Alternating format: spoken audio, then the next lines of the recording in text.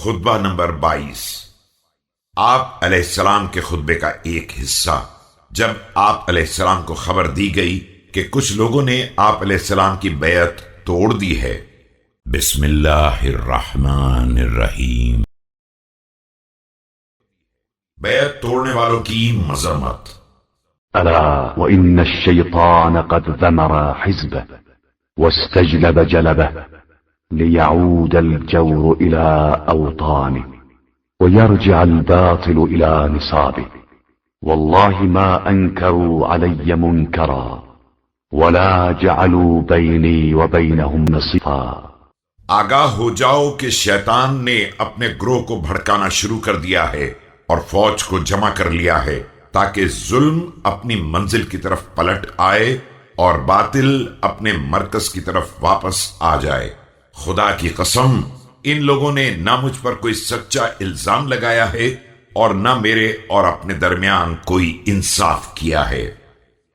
خون عثمان رضی اللہ تعالی عنہ کا مطالبہ کرنے والوں سے خطاب۔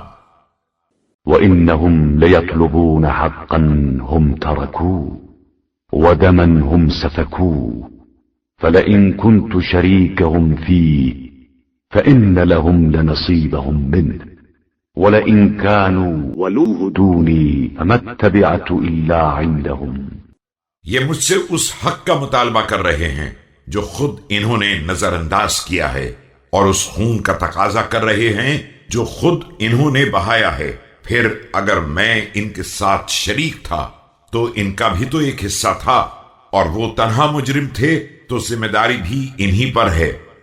وإن أعظم حجتهم لعلى أنفسهم يرتدعون قد فتنت ويحيون بدءة قد أميتت يا خيبة الداعي من دعا وإلى ما أجيب وإني لراض بحجة الله عليهم بعلمه فيهم۔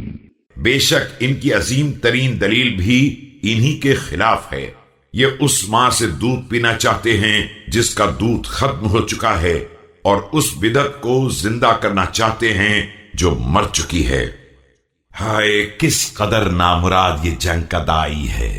کون پکار رہا ہے اور کس مقصد کے لیے اس کی بات سنی جا رہی ہے؟ میں اس بات سے خوش ہوں کہ پروردگار کی حجت ان پر تمام ہو چکی ہے اور وہ ان کے حالات سے باخبر ہے۔ جنگ کی تحدید۔ فإن أبوا أعطيتهم حد السيف وكفى به شافيا من الباطل وناصرا للحق ومن العجب بعثهم إلي أن أبرز للطعام وأن أصبر للجلاد۔ اب اگر ان لوگوں نے حق کا انکار کیا ہے تو میں انہیں تلوار کی باڑ عطا کروں گا کہ وہی باطل کی بیماری سے شفا دینے والی اور حق کی واقعی مددگار ہے۔ حیرت انگیز بات ہے کہ یہ لوگ مجھے نیزہ بازی کے میدان میں نکلنے اور تلوار کی جنگ سہنے کی دعوت دے رہے ہیں۔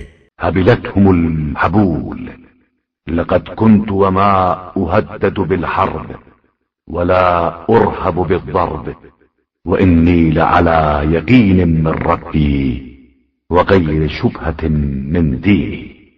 رونے والیاں ان کے غم میں روئیں، مجھے تو کبھی بھی جنگ سے خوف زدہ نہیں کیا جا سکا ہے، اور نہ میں شمشیر زنی سے مرعوب ہوا ہوں۔